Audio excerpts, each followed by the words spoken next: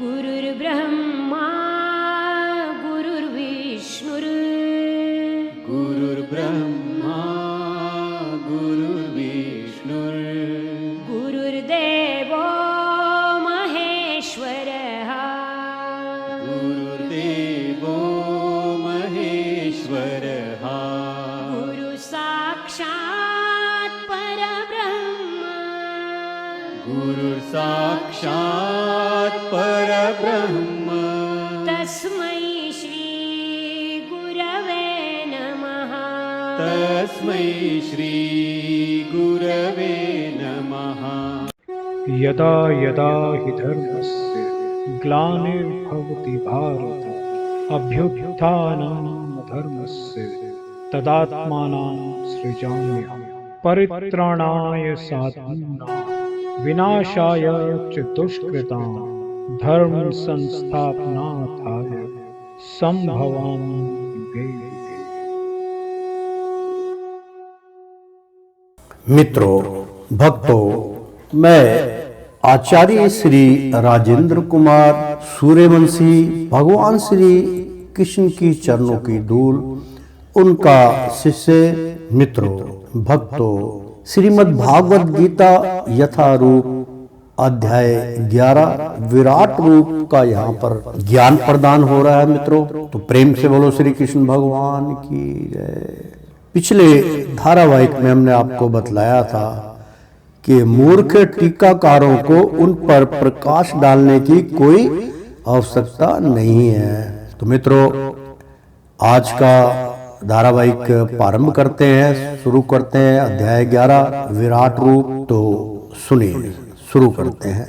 श्री भगवान उवाच शुदुद्रः सर्मिन्धः रूपः दृष्ट्रानसीयन्नममं देवा अपश्ये रूपस्य नित्यं दर्शन कांडीणन। श्री भगवान ने कहा, दुर्श्रम देख पाने में अत्यंत कठिन इदम इस रूप को हर्षवान आसी जैसा तुमने देखा, यते जो मम मेरे अदेवः देवता अपि भी अस्यः इस रूपस्य रूप का नित्यम शाश्वत दर्शन कांडियन दर्शना इब्लासी यानी कि दर्शना अभिलाषी। तो प्रेम से बोलो श्री कृष्ण भगवान की जय। मित्रों, बहुत सुंदर श्लोक है भगवान श्री कृष्ण का। यहाँ पर अनुवाद श्री भगवान ने कहा, हे अर्जुन, तुम मेरे जिस रूप को इस समय देख रहे हो उसे देख पाना अत्यंत दुष्कर है। यहाँ तक कि देवता भी इस अत्यंत प्रिय रूप को देखने की ताक में रहते हैं। तात्पर्य, मित्रों क्षमा चाहता हूँ, अब मुझे महाराज हिमालय ले जा रहे हैं, वहां पे सत्संग होगा। आप भी दंग रह जाते होंगे, गुरुजी कैसे हैं यार। आप देख ही रहे हो, प्रत्यक्ष आपके सामने। अभी मैं फर्स्ट क्लास बोल रहा था, ठीक कर रहा था, बस अभी थोड़ी देर में ले गए वहां, चूर चूर करो। तो प्रेम से बोलो श्री कृष्ण भगवान की जय। तो मित्रों, अनुवाद मैंने करके बतलाया कि श्री भगवान ने कहा, हे अर्जुन, तुम मेरे जिस रूप को इस समय देख रहे हो उसे देख पाना अत्यंत दुष्कर है। यहाँ तक कि देवता भी इस अत्यंत प्रिय रूप को देखने की ताक में रहते हैं। तात्पर्य मित्रों कि इस अध्याय के 48वें श्लोक में भगवान कृष्ण ने अपना विश्व रूप दिखाना बंद किया और अर्जुन को बताया कि अनेक तप यज्ञ आदि करने पर भी इस रूप को देख पाना असंभव है। अब सुदर्शन शब्द का प्रयोग किया जा रहा है जो सूचित करता है कि कृष्ण का द्विभुज रूप और अधिक गुहा है। कोई तपस्या, वेद्य अध्ययन तथा दार्शनिक चिंतन आदि विभिन्न क्रियाओं के साथ थोड़ा सा भक्ति तत्व मिलाकर कृष्ण के विश्व रूप का दर्शन संभवत कर सकता है, लेकिन भक्ति तत्व के बिना यह संभव नहीं है। इसका वर्णन पहले ही किया जा चुका है कि फिर भी विश्व रूप से आगे अब कृष्ण का द्विभुज रूप या त्रिभुज रूप है, जिसे ब्रह्मा तथा शिव जैसे बड़े बड़े देवताओं द्वारा भी देख पाना और भी कठिन है। वे उसका दर्शन कराना चाहते हैं। और श्रीमद् भागवत में प्रमाण है कि जब भगवान अपनी माता देवकी के गर्भ में थे तो स्वर्ग के सारे देवता कृष्ण के चमत्कार को देखने के लिए आए और उन्होंने उत्तम स्तुतियां की। यद्यपि उस समय वे अदृष्टिगोचर नहीं थे, वे उनके दर्शन की प्रतीक्षा करते रहे। मूर्ख व्यक्ति उन्हें सामान्य जन समझकर भले ही उनका उपवास कर ले। श्रीमद् भागवत गीता यथारूप अध्याय 11 विराट रूप की यहाँ पर चर्चा चल रही है। भगवान श्री कृष्ण के मुख द्वारा अमृतपान आपको करा रहे हैं और उनका सम्मान ना करके उनके भीतर स्थित किसी निराकार कुछ का सम्मान करें, किंतु यह सब मूर्खतापूर्ण व्यवहार है। कृष्ण के द्विभुज रूप को दर्शन तो ब्रह्मा तथा शिव जैसे देवता तक करना चाहते हैं। भागवत गीता में 9 और 11 में इसकी पुष्टि हुई है। अब जननंति महामूढ़ मानुष्य तनुमर्षित। जो लोग उनका उपहास करते हैं वे उन्हें दृश्य नहीं होते, जैसा कि ब्रह्म संहिता में तथा स्वयं कृष्ण द्वारा भगवत गीता में पुष्टि हुई है। कृष्ण का शरीर सच्चिदानंद स्वरूप है। उनका शरीर कभी भी भौतिक शरीर जैसा नहीं होता, किंतु जो लोग भागवत गीता या इसी प्रकार के वैदिक शास्त्रों का अध्ययन करते हैं उसके लिए कृष्ण समस्या बने रहते हैं। जो भौतिक विधि का प्रयोग करता है उसके लिए कृष्ण एक महान ऐतिहासिक पुरुष तथा अत्यंत विद्वान चिंतक है।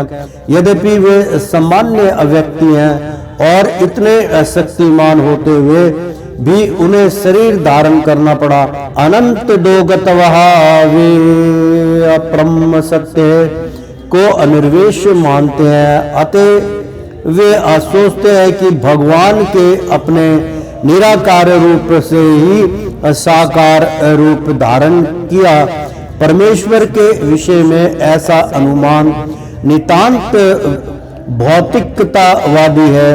दूसरा अनुमान भी अकल्पनिक है। जो लोग ज्ञान की खोज में हैं वे भी कृष्ण का चिंतन करते हैं और उन्हें उनके विश्व रूप से कम महत्वपूर्ण मानते हैं। इस प्रकार कुछ लोग सोचते हैं कि अर्जुन के समक्ष कृष्ण का जो रूप प्रकट हुआ था वह उनके साकार रूप से अधिक महत्वपूर्ण है। उनके अनुसार कृष्ण का साकार रूप कल्पनिक है।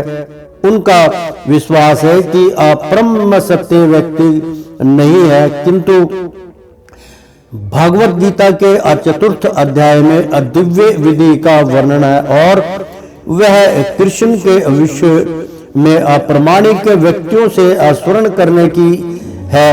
यही वास्तविक वैदिक विधि है और जो लोग सचमुच वैदिक परंपरा में है वे किसी अधिकारी से ही कृष्ण के विषय में स्मरण करते हैं और बारंबार स्मरण करने से कृष्ण उनके अप्रिय होते जाते हैं। जैसा कि हम कई बार बता चुके हैं, कृष्ण अपनी योग माया शक्ति से आच्छादित हैं।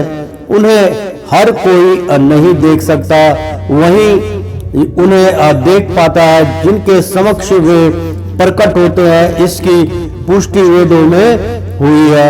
किंतु जो शरणागत हो चुका है वह परम सत्य को सचमुच समझ सकता है। निरंतर कृष्ण भगवान अमृत से तथा कृष्ण की भक्ति से आध्यात्मिकवाद की आंखें खुल जाती है और वह कृष्ण को प्रकट रूप में देख सकता है। ऐसा पाकट्रम देवताओं तक के लिए दुर्लभ है, अतः वे भी उन्हें नहीं समझ पाते और उनके दुर्भुज रूप के दर्शन की ताक में रहते हैं। निष्कर्ष यह निकला कि यद्यपि कृष्ण के विश्व रूप का दर्शन कर पाना अत्यंत दुर्लभ है और हर कोई ऐसा नहीं कर सकता, किंतु उनके श्याम सुंदर रूप में समझ पाना तो और भी कठिन है। मित्रों, अध्याय 11 और विराट रूप। नहा वैद्रन्ह तपासा नादानेन ना चेज्यया सक्ये एविदो दृष्टः अदृष्टः नाशीयमा यथः। ना कभी नहीं अहम मैं वेदाध्ययन से, ना कभी नहीं तापसा कठिन तपस्या द्वारा, ना कभी नहीं दानेन दान से, ना कभी नहीं चा भी इज्यः पूजा से सत्य संभव है। एवं विद इस प्रकार से दर्शन देख पाना, दृश्यमान देखते रहे। असी तुम हो माम मुझको, यथा जिस प्रकार अनुवाद तुम अपने दिव्य नेत्रों से जिस रूप का दर्शन कर रहे हो उसे ना तो वेद अध्ययन से, ना कठिन तपस्या से, ना दान से, ना पूजा से ही जाना जा सकता है। कोई इन साधनों के द्वारा मुझे मेरे रूप में नहीं देख सकता।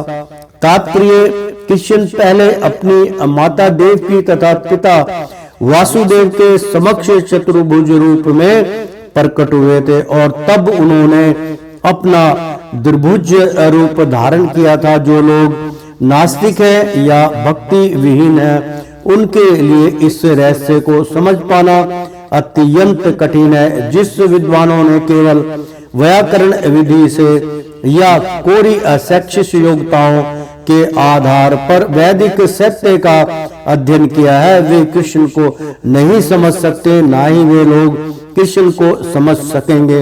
जो औपचारिक पूजा करने के लिए मंदिर जाते हैं वे भले ही वहां जाते रहे, वे कृष्ण के असली रूप को नहीं समझ सकेंगे।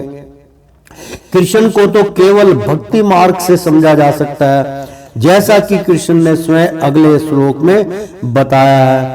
भक्त्यः तवन्या सत्यः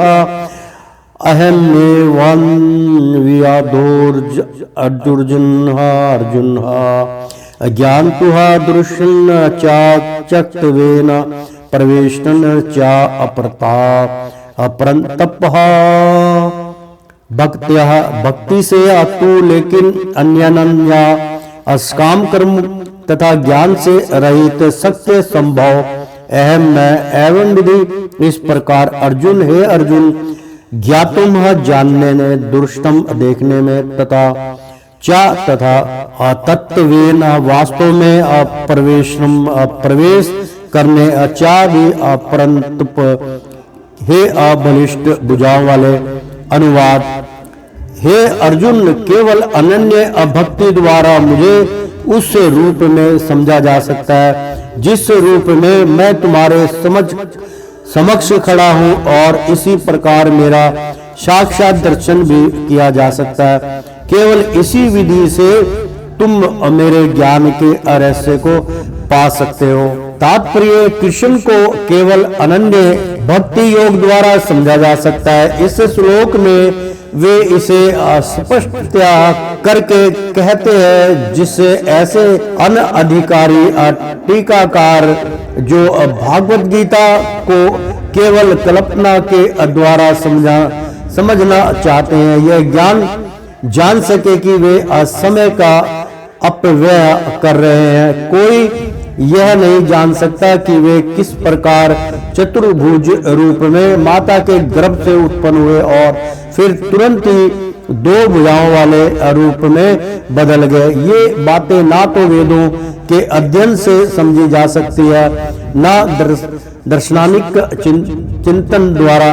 अतः यहाँ पर स्पष्ट कहा गया है कि ना तो कोई उन्हें देख सकता है और ना इन बातों का रहस्य ही समझ सकता है, किंतु जो लोग वैदिक साहित्य के अनुभवी विद्यार्थी हैं वे अनेक प्रकार से वैदिक ग्रंथों के माध्यम से उन्हें जान सकते हैं। इसके लिए अनेक विधि विधान है और यदि कोई सचमुच उन्हें जानना चाहता है तो उसे प्रमाणिक ग्रंथों में उल्लेखित विधियों का पालन करना चाहिए। वह इन नियमों के अनुसार तपस्या कर सकता है। उदाहरणार्थ कठिन तपस्या के हेतु वह कृष्ण जन्माष्टमी को, जो कृष्ण का आविर्भाव दिवस है, तथा मास की दोनों एकादशियों को उपवास कर सकता है। जहां तक दान का संबंध है,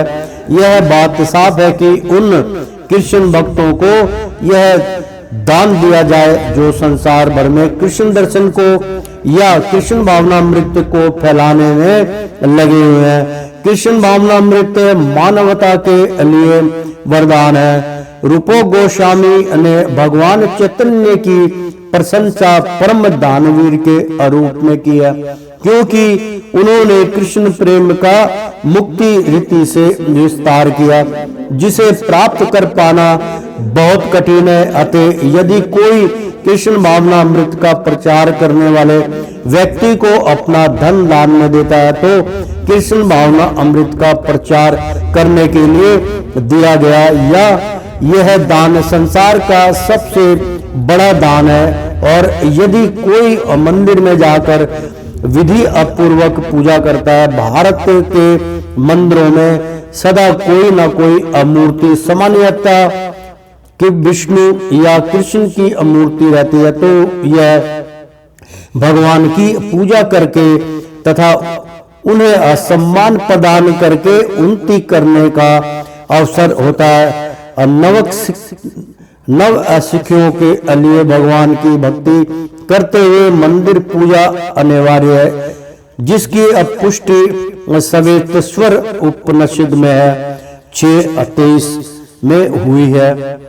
यस्य देवे पराः भक्ति अर्थवा देवे तथा गुरो तस्य ते कथितः हर्षतः प्रकाशन्ते महात्मन, जिसमें भगवान के लिए अविचल भक्ति भाव होता है और जिसका मार्गदर्शन गुरु करता है, जिसमें भी उसकी जैसी वैसी ही अविचल श्रद्धा होती है, वह भगवान का दर्शन अप्रकट रूप में कर सकता है। मानसिक चिंतन मनोधर्म द्वारा कृष्ण को नहीं समझा जा सकता। जो व्यक्ति प्रमाणिक गुरु से मार्गदर्शन प्राप्त नहीं करता, उसके लिए कृष्ण को समझने का शुभ आरंभ कर पाना भी कठिन है। यहाँ पर तू शब्द का प्रयोग विशेष रूप से यह सूचित करने के लिए हुआ है कि कोई अन्य विधि ना तो बताई जा सकती है, ना प्रयुक्त की जा सकती है, ना ही कृष्ण को समझने में सफल हो सकती है।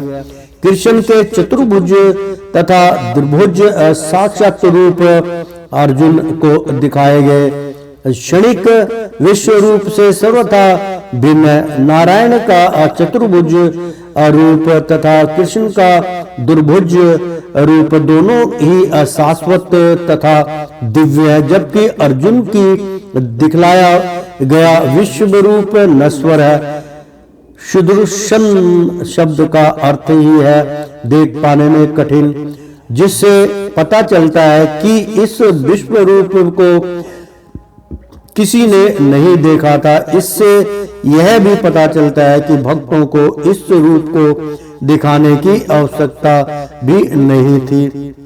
इस रूप को कृष्ण ने अर्जुन की प्रार्थना पर दिखाया था, जिससे भविष्य में यदि कोई अपने को भगवान का अवतार कहे तो लोग उसे कह सके कि तुम अपना विश्व रूप दिखलाओ। पिछले श्लोक में ना शब्द की पुण्य रुक्ति सूचित करती है कि मनुष्य को वैदिक ग्रंथों के पंडित्य का गर्भ नहीं होना चाहिए, उसे कृष्ण की भक्ति करनी चाहिए, तभी वह भागवत गीता की टीका लिखने का प्रयास कर सकता है। कृष्ण विश्व रूप से नारायण के चतुर्भुज रूप में और फिर अपने दुर्भुज वाले सहज रूप में परिणित होते हैं, यानी कि दो भुजा वाले रूप के यहाँ वक्कन है, मतलब द्रुभुज यानी कि दो भुजा वाले सहज रूप में परिणित होते हैं। यह बताया है कि वैदिक सत्य में उल्लेखित चतुर्भुज रूप तथा अन्य रूप कृष्ण के आदि दुर्भुज रूप की से उद्भूत है। वे समस्त उद्र भावों के उद्गम है। कृष्ण इनसे भी अभिन्न है। निर्विशेष रूप की कल्पना का तो कुछ कहना ही नहीं। जहां तक कृष्ण के चतुर्भुजी रूप का संबंध है, यह स्पष्ट कहा गया है कि कृष्ण का सर्वाधिक प्रसिद्ध चतुर्भुजी रूप जो महाविष्णु के नाम से विख्यात है और जो कारणों में असंयम करते हैं तथा जिनके श्वास तथा प्रश्वास में अनेक ब्रह्मांड निकलते हैं, प्रवेश करते रहते हैं, फिर भी भगवान का अंश है, जैसा कि ब्रह्म संहिता में 5 और 48 में कहा गया है।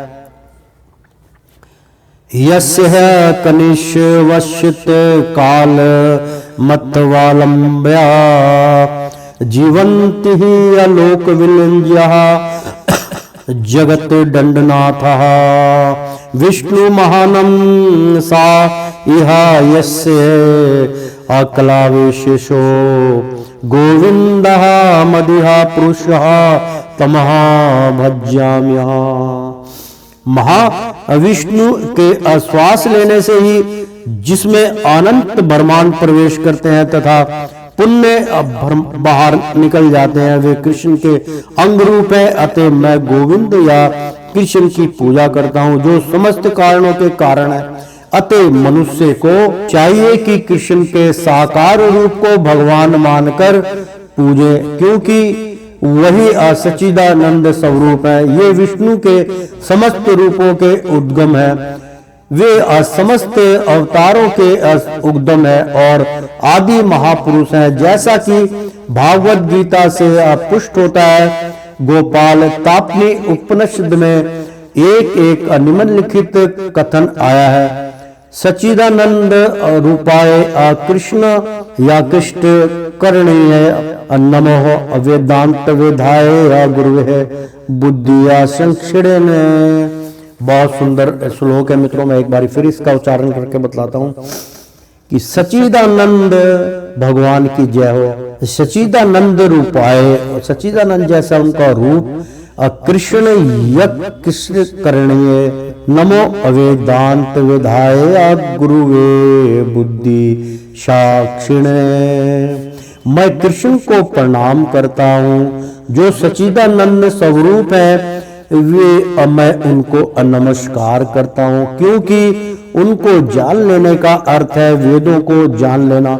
अतः वे परम गुरु है। उसी प्रकार उसी प्रकरण में कहा गया है, कृष्ण हो वह परम देवतम, कृष्ण भगवान है। गोपाल तापनी उपनिषद में 1:3 में एको वंशीय स्वर्ग कृष्ण इंडिया, वह कृष्ण भगवान है और पूजन्य है। एकोस्पि असंसन हुदहासो यो शव भाति। कृष्ण एक है किंतु वे अनंत रूपों तथा अंश अवतारों के रूप में प्रकट होते हैं। गोपाल तापनी 1:21 में इसका वर्णन है। ब्रह्म संहिता में 5:1 का कथन है। ईश्वर परम कृष्ण सच्चिदानंद विग्रह अनादिरादिग्रहोविंद स्वर कारण कारणम, सब कारणों के कारण भगवान श्री कृष्ण है। भगवान तो कृष्ण है जो सच्चिदानंद स्वरूप है, उनका कोई आदि नहीं है, क्योंकि वे प्रत्येक वस्तु के आदि है, वे समस्त कारणों के कारण है। अयंत्र भी कहा गया है, यत्र वत्रिण कृष्ण संख्या पर ब्रह्मा नराकृति। भगवान एक व्यक्ति है, उसका नाम कृष्ण है, वह कभी कभी इन पृथ्वी पर अवतारित होता है। इसी प्रकार श्रीमद् भागवत में भगवान के सभी प्रकार के अवतारों का वर्णन मिलता है, जिसमें कृष्ण का भी नाम है, किंतु जब यह कहा जाता है कि यह कृष्ण ईश्वर के अवतार नहीं है, आपूति साक्षात भगवान है, ऐते चांस कला पुंस कृष्णास्तु भगवान स्वयं। इसी प्रकार भागवत गीता में भगवान कहते हैं, मंत परंतन न्यायत, मेरे अब भगवान कृष्ण के रूप से कोई श्रेष्ठ नहीं है। अन्यंत्र भी कहा गया, अहम आधाई देवानम, मैं समस्त देवताओं का उद्गम हूँ। कृष्ण के भागवत गीता ज्ञान प्राप्त करने पर अर्जुन भी इन शब्दों में इसकी पुष्टि करता है, अपरहा ब्रह्मा ब्रह्मा धाम पवित्र परम भगवान भवान। अब मैं भली भांति समझ गया कि आप परम सत्य भगवान है और प्रत्येक वस्तु के आश्रय हैं। अतः कृष्ण ने अर्जुन को जो विश्व रूप दिखलाया वह उनका आदि रूप नहीं है। आदि रूप तो कृष्ण रूप है। हजारों हाथों तथा हजारों सिरों वाला विश्व रूप तो उन लोगों का ध्यान आकर्षित करने के लिए दिखलाया गया जिसका ईश्वर से तनिक भी प्रेम नहीं है। यह ईश्वर का आदि रूप नहीं है। विश्व रूप उन शुद्ध भक्तों के लिए तनिक भी आकर्षण नहीं होता जो विभिन्न दिव्य संबंधों से भगवान से प्रेम करते हैं। भगवान अपने आदि कृष्ण रूप में ही प्रेम का आदान प्रदान करते हैं। अतः कृष्ण से घनिष्ठ मैत्री भाव से संबंधित अर्जुन को यह विश्व रूप तनिक भी रुचिकर नहीं लगा, आपूति उसे भयानक लगा। कृष्ण के चिर सका अर्जुन के पास अवश्य ही दिव्य दृष्टि रही होगी। वह भी कोई सामान्य व्यक्ति ना था, इसलिए वह विश्व रूप से मोहित नहीं हुआ। यह रूप उन लोगों को भले ही अलौकिक लगे जो अपने को असाकाम कर्मों द्वारा ऊपर उठाना चाहते हैं, किंतु भक्ति में रक्त व्यक्तियों के लिए तो दो भुजा वाले कृष्ण का रूप है अत्यंत प्रिय है। प्रेम से बोलो श्री कृष्ण भगवान की जय। मकत कर्म कृण तत्परम हो, बहुत सुंदर श्लोक मित्रों। मत कर्म कृण कृण कृण महा तत्परम हो, मद्रदक्त संग वर्जित निर्व्यासुर भूतेषु अयाजासा मामोतिहा पांडवः।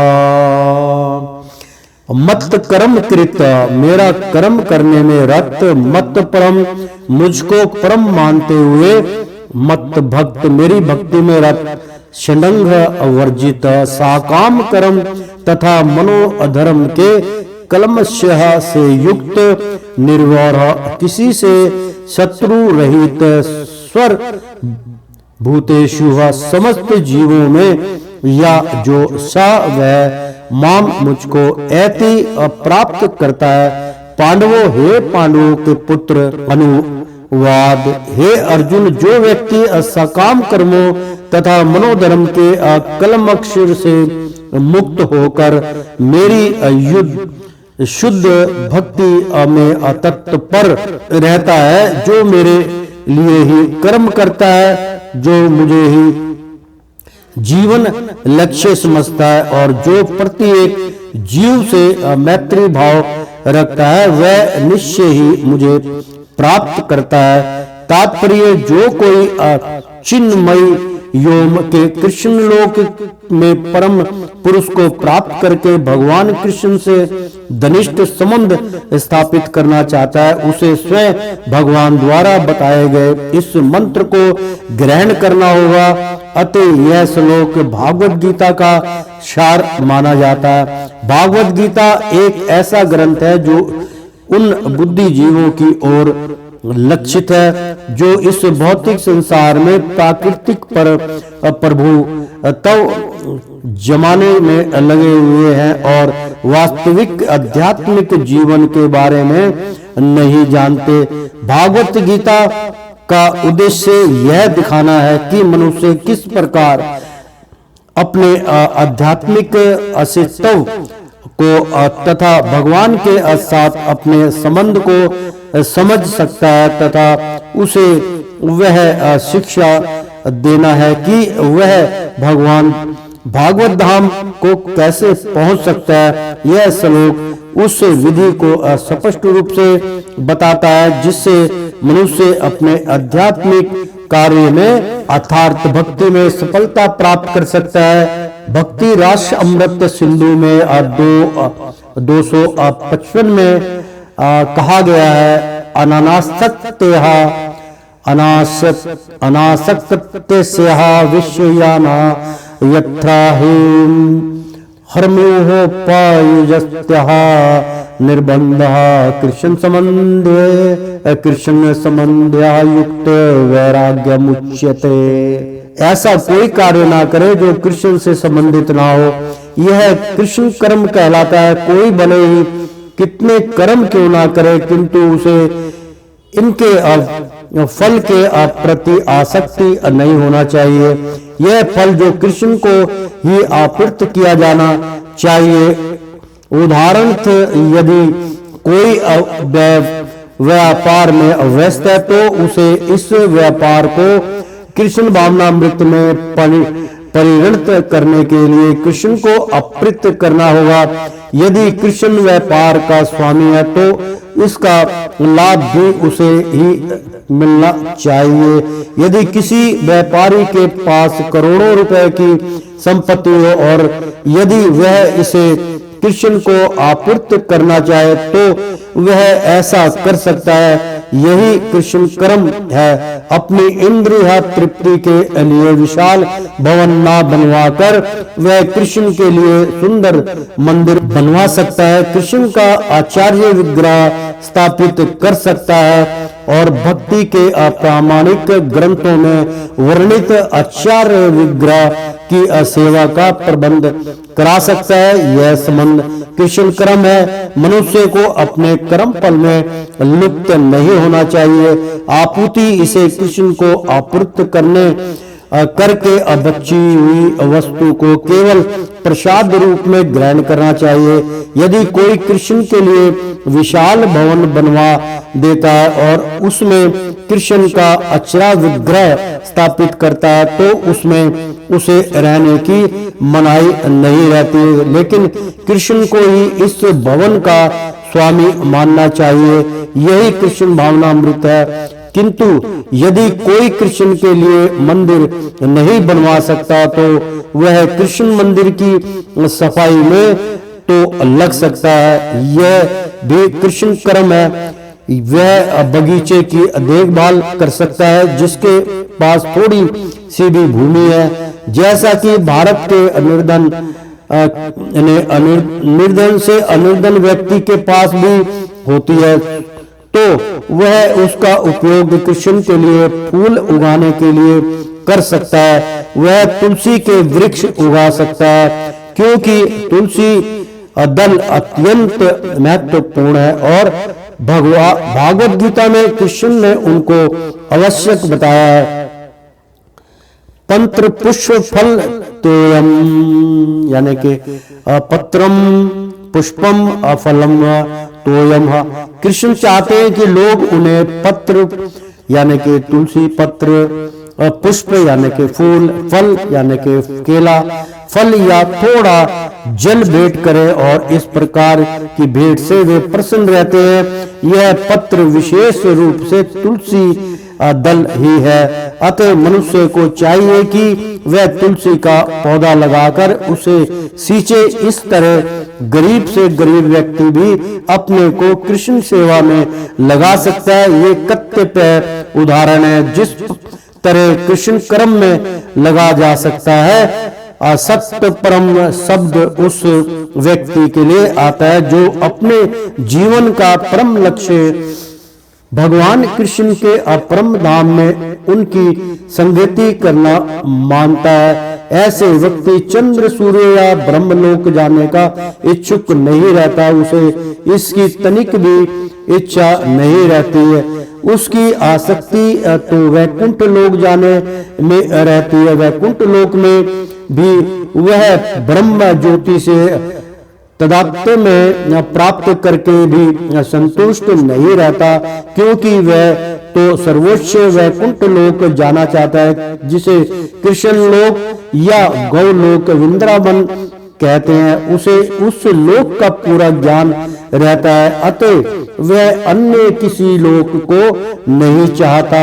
जैसा कि मग्न भक्त शब्द से सूचित होता है, वह भक्ति में पूर्णतः रत रहता है। विशेष रूप से वह स्वर्ण कीर्तन स्मरण पाद सेवन आचरण वंदनन दास्य संख्या और आत्म निवेदन भक्ति के इन 9 साधनों में लगा रहता है। मनुष्य चाहे तो इस 9 साधनों से में अरत रह सकता है, अथवा 8 में 7 में नहीं तो कम से कम 1 में तो रत रह सकता है। तब वह निश्चित रूप से कृतार्थ हो जाएगा।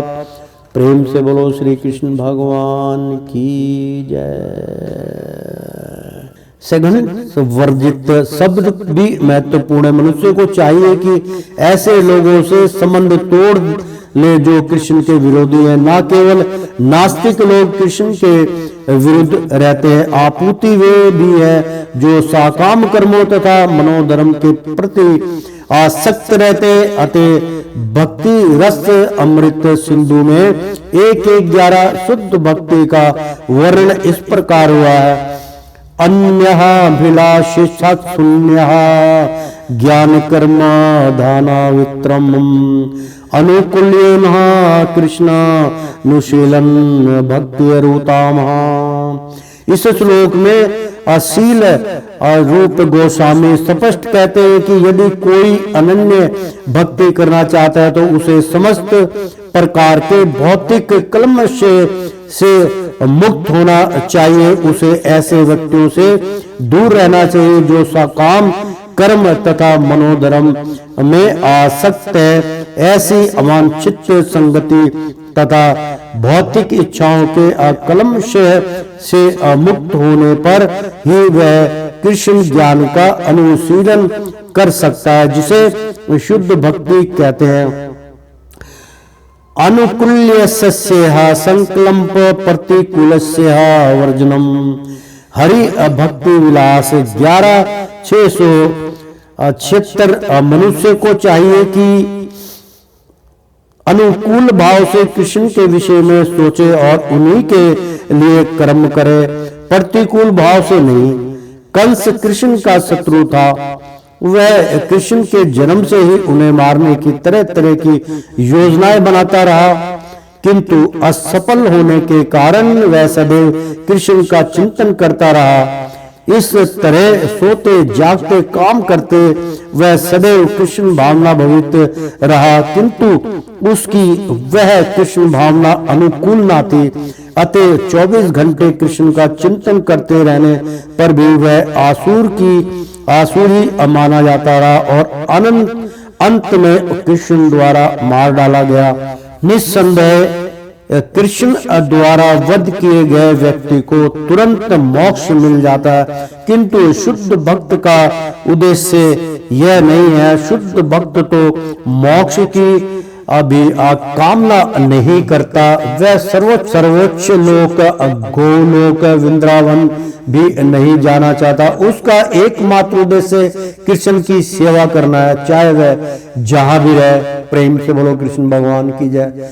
कृष्ण भक्त प्रत्येक से मैत्री भाव रखता है, इसीलिए यहाँ उसे निर्वैर कहा गया है। वो किसी से बैर नहीं रखते, अर्थात उनका कोई शत्रु नहीं होता। यह कैसे संभव है? कृष्ण भावनामृत में स्थित भक्त जानता है कि कृष्ण की भक्ति ही मनुष्य को जीवन की असमस्त समस्याओं से छुटकारा दिला सकती है। उसे इसका व्यक्तिगत अनुभव रहता है। फलतः वह इस प्रणाली को, कृष्ण भावना अमृत को मानव समाज में प्रचलित करना चाहता है।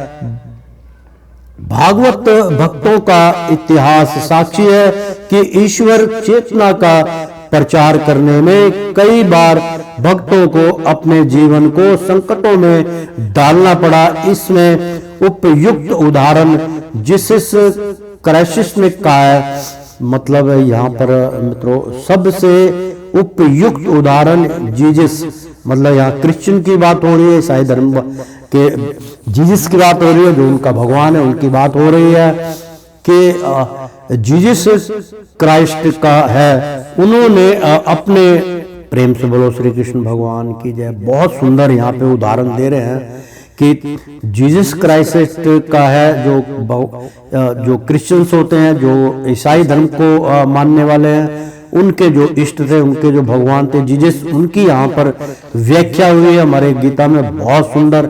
जिस भी हमारे भक्त ने इसकी उल्लेख किया है, बहुत अच्छा किया है। जीसस क्राइस्ट का है, उन्हें अब भक्तों ने सूली पर चढ़ा दिया, मतलब जो उनके विरुद्ध थे, भक्त थे, जो उनको नहीं मानते थे, उन्हें सूली पर चढ़ा दिया। किंतु उन्होंने अपना जीवन कृष्ण भावनामृत के प्रसार में उत्सर्ग किया। बहुत सुंदर मित्रों, क्योंकि वो भगवान श्री कृष्ण के बहुत परम भक्त थे। उन्हीं के आधार पे जो है उनका बाइबल लिखा गया है मित्रों। बहुत सुंदर यहाँ पे इसका जो है अर्थभाव बतलाया है कि उन भक्तों ने सूली पर चढ़ा दिया, किंतु उन्होंने अपना जीवन कृष्ण भावना अमृत के प्रसार में उत्सर्ग किया। निस्संदेह यह कहना कि वे मारे गए ठीक नहीं है। इसी प्रकार भारत में भी अनेक उदाहरण है, यथा प्रहलाद महाराज तथा ठाकुर हरिदास। ऐसे संकट उन्होंने क्यों उठाया? क्योंकि वे कृष्ण भावनामृत का प्रसार करना चाहते थे, और यह कठिन कार्य है। कृष्ण भावना भवित व्यक्ति जानता है कि मनुष्य कृष्ण के साथ अपने संबंध को भूलने के कारण ही कष्ट भोग रहा है। अतः मानव समाज की सबसे बड़ी सेवा होगी कि अपने पड़ोसी को समस्त भौतिक समस्याओं से उबारा जाए। इस प्रकार शुद्ध भक्त भगवान की सेवा में लगा रहता है। तभी हम समझ सकते हैं कि कृष्ण उन लोगों पर जिसके कृपालु हैं, जो उनकी सेवा में लगे रहकर उनके लिए सभी प्रकार के कष्ट सहते हैं। अतः यह निश्चित ही है कि ऐसे लोग इस शरीर को छोड़ने के बाद परम धाम को प्राप्त होते हैं। सारांश यह भी कृष्ण ने अपने क्षण भंगुर विश्व रूप के साथ साथ काल रूप जो सब कुछ भक्षण करने वाला है, और यहाँ तक कि चतुर्भुज विष्णु रूप को भी दिखलाया। इस तरह कृष्ण इन समस्त स्वरूपों के उद्गम है। ऐसा नहीं है कि वे आदि विश्व रूप या विष्णु की ही अभिव्यक्ति है। वे समस्त रूपों के उद्गम है। विष्णु तो हजारों लाखों है, लेकिन भक्त के लिए कृष्ण का कोई अन्य रूप उतना महत्वपूर्ण नहीं जितना कि अमूल दो भुजा वाला श्याम सुंदर रूप है। ब्रह्म संहिता में कहा गया है कि जो प्रेम भक्ति भाव से कृष्ण के श्याम सुंदर रूप के प्रति आसक्त है, वे सदैव उन्हें अपने हृदय में देख सकते हैं, अन्य कुछ भी नहीं। अतः मनुष्य को समझ लेना चाहिए कि इस 11वें अध्याय का तात्पर्य यही है कि कृष्ण का यह स्वरूप सर्वोपरि है, इस एवं परम सार है। इस प्रकार श्री अमद भागवत गीता के 11वें अध्याय विराट रूप का भक्ति वेदांत तात्पर्य पूर्ण हुआ। तो प्रेम से बोलो श्री कृष्ण भगवान की जय। तो श्रीमन नारायण नारायण हरि हरि, तेरी लीला सबसे न्यारी न्यारी, बोलो हरि हरि। ओ विष्णु नारायण नारायण हरि हरि, प्रेम से बोलो श्री कृष्ण भगवान की जय। मित्रों भक्तों, एक बार बोल दो ना राधे राधे, कृष्णम कृष्णम